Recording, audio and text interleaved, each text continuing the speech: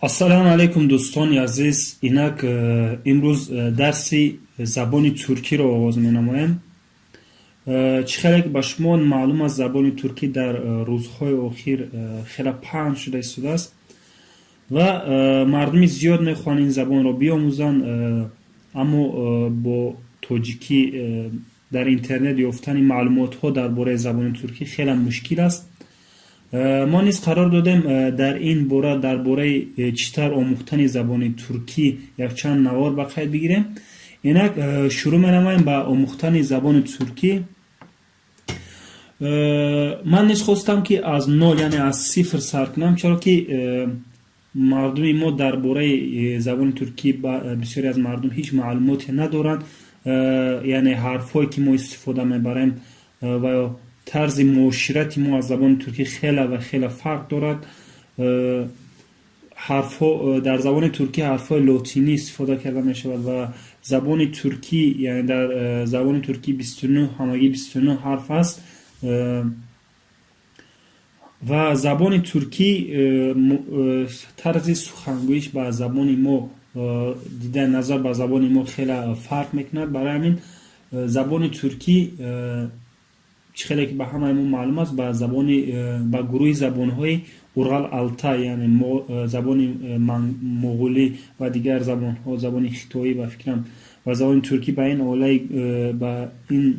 оилаи забонҳо дохил мешаванд. аз забони тоҷикӣ бошад, забони мо бошад, ба оилаи забони ҳинду аврупо дохил мешавад. Яъне чӣ хел гӯям, тарзи муоширати мо ва наздикии забонҳои мо бо ҳамдигар каме дур аст. Аммо бисёр аз калимаҳои туркӣ ки дар забони туркӣ истифода карда мешаванд, дар забони мо, дар забони тоҷикӣ низ мавҷуд ҳастанд.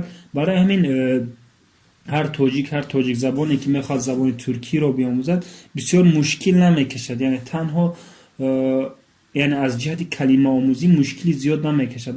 Аз ҷиҳати ҳарфзанӣ, сухангӯӣ, гапзанӣ камтар мушкил кашидан мумкин аст, чаро ки забони тоҷикӣ мисли аз ҷумлаи забонҳое аст ки бо ҳалқ мо ҳарф мезанем. ҳангоми сухангӯӣ чӣ хеле ки маълум аст, яъне вақте ки сухан мегӯем, вақте гап мезанем, дар ҳалқ, яъне бо гӯлӯямон ҳарф мезанем, дар он ҷо мебарад. Аммо забони туркӣ бошад, ҳангоми сухангӯӣ онҳо бо лабҳояшон сухан мегӯянд. Чӣ хеле ки дар киноҳои туркӣ, дар сериали туркӣ ки машҳур ҳастанд дар байни мардуми мо, агар дида бошед, онҳо ҳангоми сухангӯӣ бисёр лабҳои худро ҳаракат медоронанд ва бинӣ, яъне овози онҳо аз бинияшон мебарад. Касоне ки забони арабиро хондан дар бораи ин намуди ҳалфҳои ҳалқ хабар доранд. забони мо ба онҳо дида наздиктар аст, яъне ба забони арабӣ, чаро ки танҳо сухангӯӣ, ҳарфгӯӣ дар бораи он сухан мегӯям. Аммо забони туркӣ хеле гуфтем забоне ҳаст ки бо лабҳон, яъне камтар забони борик аст, нозик аст нисбати забони мо. барои ҳамин ман низ хостам ки баъзе ҳарфҳое ҳастанд ки дар забони мо мавҷуд нестанд, талаффузашон камтар дигар хел аст, онҳоро ба шумо дар ин дарс бифаҳмонам. чӣ хеле ки гуфтем, дар забони туркӣ ҳамагӣ 29 ҳарф аст, 29 ҳарф мавҷуд аст. онҳо аз инҳо, он ҳарфҳо инҳо мебошанд, яъне дар ин ҷо ҳозир ҳамаи онҳоро баробар мехонем, мегузарем дар бораашон якбор. бародарон, касоне ки забони англисӣ навишта медонанд, ҳарфҳои лотинӣ, дар бораи ҳарфҳои лотинӣ маълумот доранд, ба онҳо як фурсат аст, як хеле кори онҳоро осон мегардонад, чаро ки забони туркӣ чунин забоне мебошад ки чӣ тавре ки навишта мешавад, ҳамон тавр хонда мешавад. ягон иваз кардани ҳарфҳо ва ё садоҳо лозим нест. чӣ тавре ки ҳарфҳо ҳаст, ҳамон тавр менавишем ва ҳамон тавр мехонем. забони англисӣ мисли забони англисӣ нест. яъне боз дар бораи инҳо бояд бидонем. боз чиз хуб, дар давомҳои дарс боз чизҳои нав, ягон қонун, ягон қоидаи нав ки дар забони мо нест, он дар бораи онҳо сухан мегӯем. инак шурӯъ менамем ба дарси якумамон. و الفبا یعنی الفابت چند تا گفتیم 29 تا حرف هست. از در داخل اینا 8 تا صدانک و باقی مونده 21 تا همصدا هست. با صدانک ها با گروپ ها جدا میشن. برادران هر زبانی که می‌آموزین، کسانی که زبان آموختن در این باره معلومات دارن، قسم پایانی یعنی قسم فونده میگویم همه یک هستن. برای همین این قسم رو کمتر تستر گذاشتن رو توصیه میدیم. اینک شروع می‌نماییم. آ یعنی مثل آی خودمون که استفاده می‌کنم، آ، ب، ج. با این حرف در زبان انگلیسی سی خونده میشن، در زبان تاجیکی در سه میگیم، سه خودمون. در زبان ترکی ج خونده میشد. این که از حرفای لاتینی که انگلیسی استفاده می‌کنه فرقش این است. باز چ یعنی ج، چ فرقشون تنها دونچه دارد، حرف چ. د، ا، ف، گ، غ. در باره حرف غ یعنی در الفابet این رو غ گفتن نمیگذارن، در الفابet این رو یوموشک گ میگن. گ کمتر نازکتر، کمتر ملایمتر، یوموشک گ، گ یوموشک گ. غ در داخل جمله ها غ خوانده میشد. بعضا در مابین دو تا صدانک اومد، این رو بعدا تلفظ نمیکنن. باز در داخلی درس ها درباره این به شما خبر میدیم، درباره چطور خواندن حرف غ باز معلومات ها میدیم. برای همین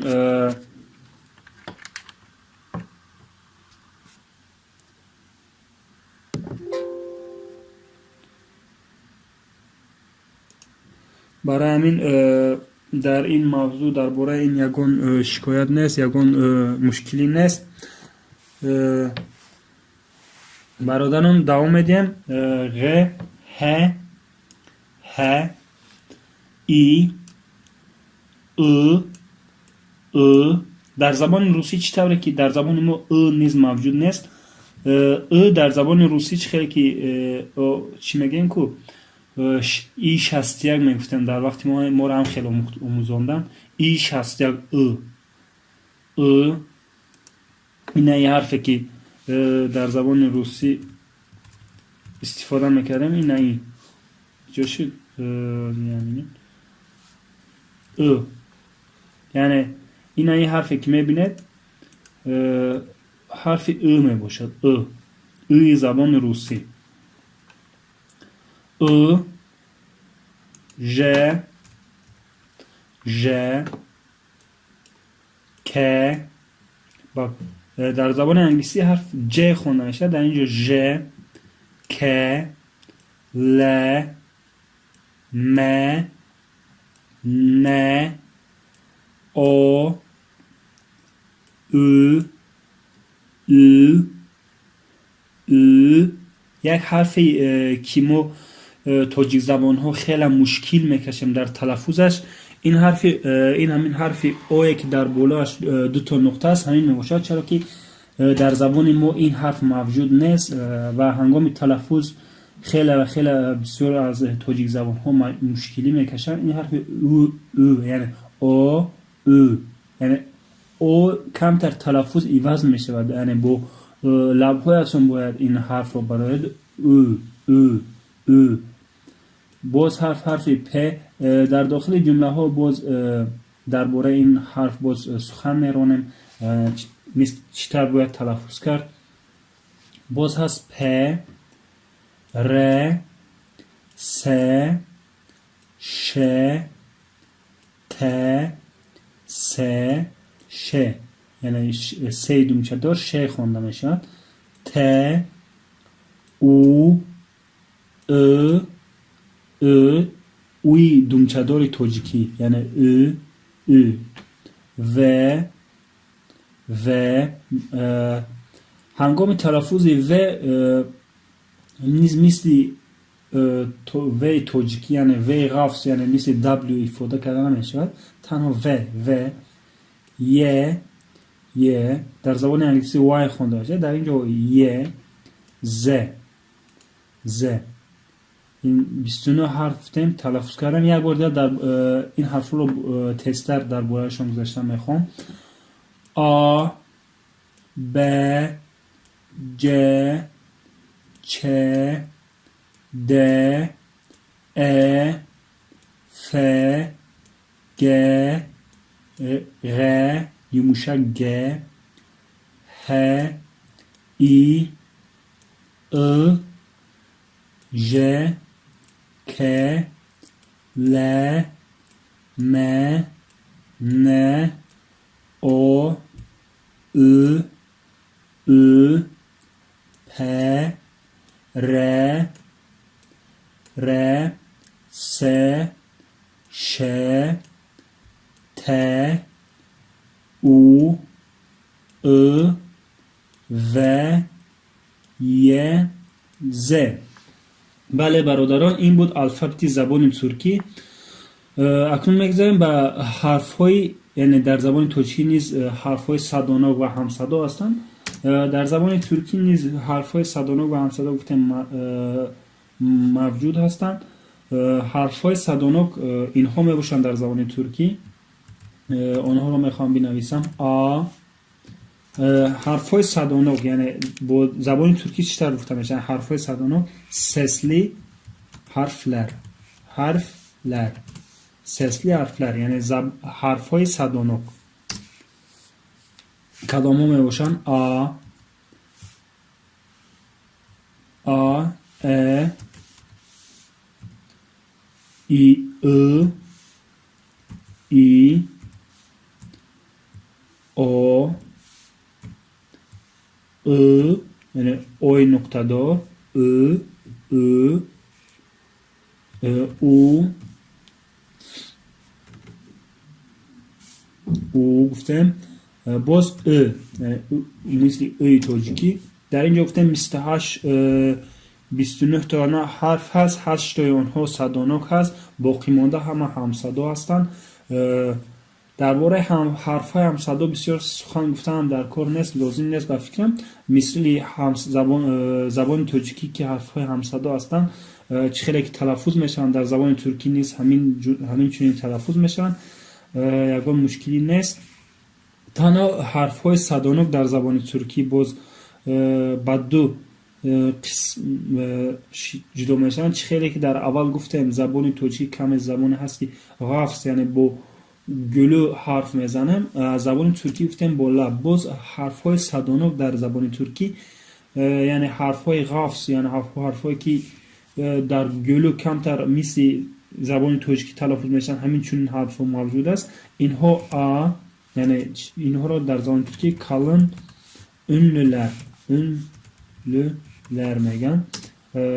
کم غفص تلفظ مثل مثلا کمتر وایما اینه که وقتی که سخن میگیم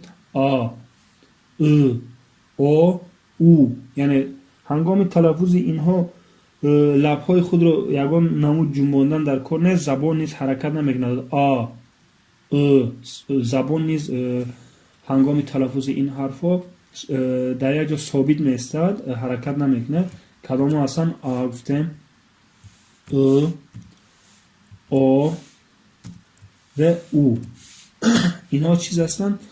حرف هایی که هنگام تلفظشان مثل زبان خودمان یعنی اگان ایواز نمیکنیم این حرف را. باز هست اینجا، یعنی اینجا بوری گفتنی kalın غفص یعنی kalın ünlüler، اینجا ünlüler. اینها کدام میشن؟ کمی هنگام تلفظشان باید آواز خود را باریک کرده بیرون کشیم. مثلا مابین و آ چه خیلی فرق هست. وقتی آ میگین شما زبان خود کمتر ثابت میستد، در یک جا میستد. باشد کمتر یعنی طرف قسمی پایانی دهان را کمتر دراز میکشیم. یعنی باز هست ای کمتر حرف های هستن که با ناز میگیم. ای و او و او. این حرف ها کمتر زبانه هستن که حرف ها هستن که هنگام تلفظشون کمتر با قسم دهان خود بازی کردن لازم است. برادران اینها بودن. این بود درس درباره الفابت زبان انگلیسی برای کسانی که میخوان از نول یعنی از صفر زبان بخشی زبان ترکی، کسانی که میخوان زبان ترکی را از نول از صفر یاد بگیرن مرحمت. برادران این درس یکم تنها درباره الفابت خواستم سخن بگم. باز یک چند عباره یک چند جمله هایی که در حیات هر روزه استفاده میکنیم و بعضی عباره ها و بعضی جمله هایی که هنگام شناسایی با یگان کس معاشرت میکنیم، وقتی که شناس میشن با یگان کس چطور شناس شدن، از اون نامشان را چه پرسیدن و یا از کجا بودنشان را و چند ساله بودنشان چطور پرسیدن. از بالای اینها میخوام در هر درس کم یک چند عباره یک چند جمله ها نیز در این باره بنویسم با شما. مثال گویم که شما اومدن به ترکیه، یگان کس با یگان شخصیت شناس شدن میخواین، برای همین شناسای خود تنشمک یعنی تنشمه شناسایی شناس شدن تنشمک فعل یعنی فعل این زبان تنشمک می باشد. شناسایی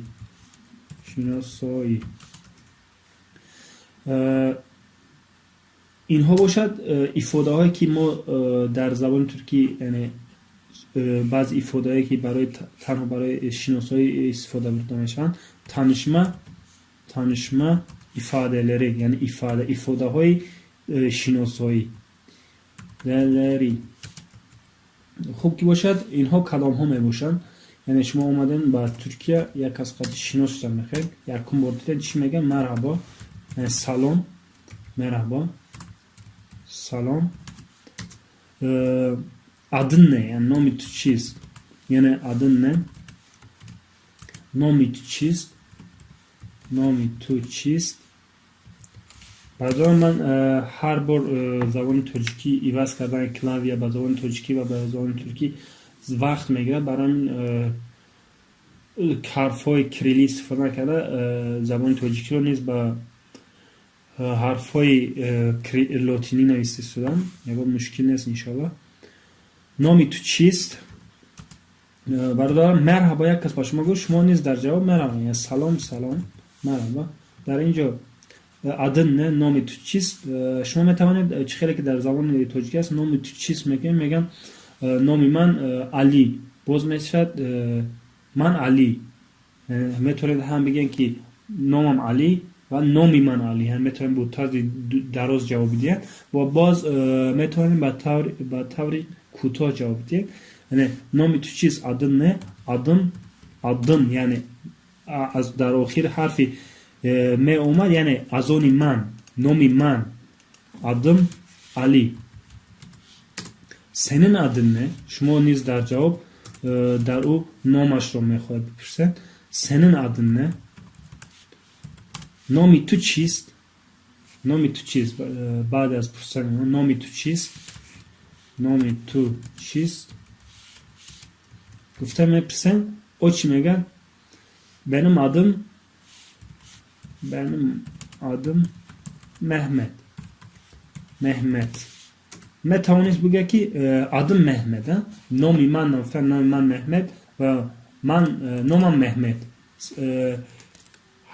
سرازه میتوانید بگه که نامی من Mehmet. با طوری دراز نوشتن شرط نیست. هر چیزی که میخواین میتونین جواب بدین. اما شخصانی که میخواین زبان ترکی یعنی با فصیح سخن بگین میتونین چیزی که در کتاب نوشته است و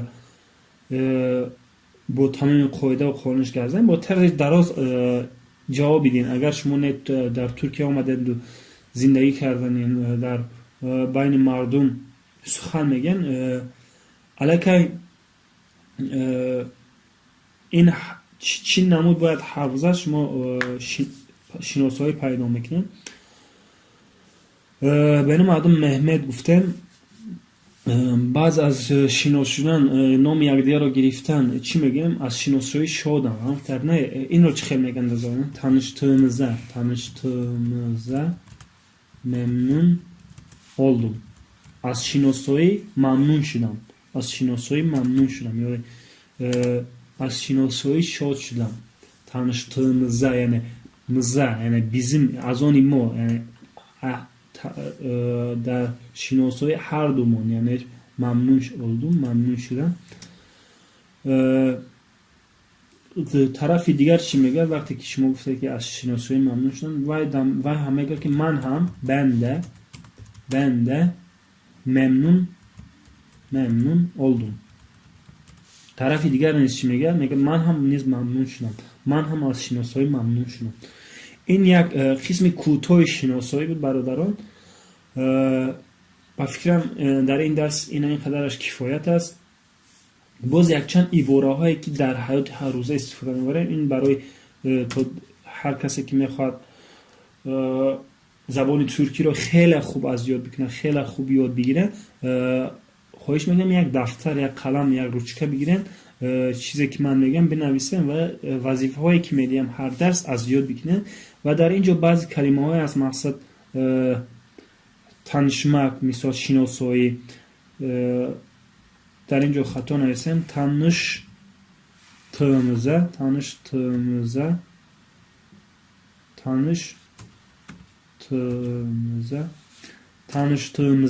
tanıştığımıza memnun oldum. در اینجا خطا نویسیم.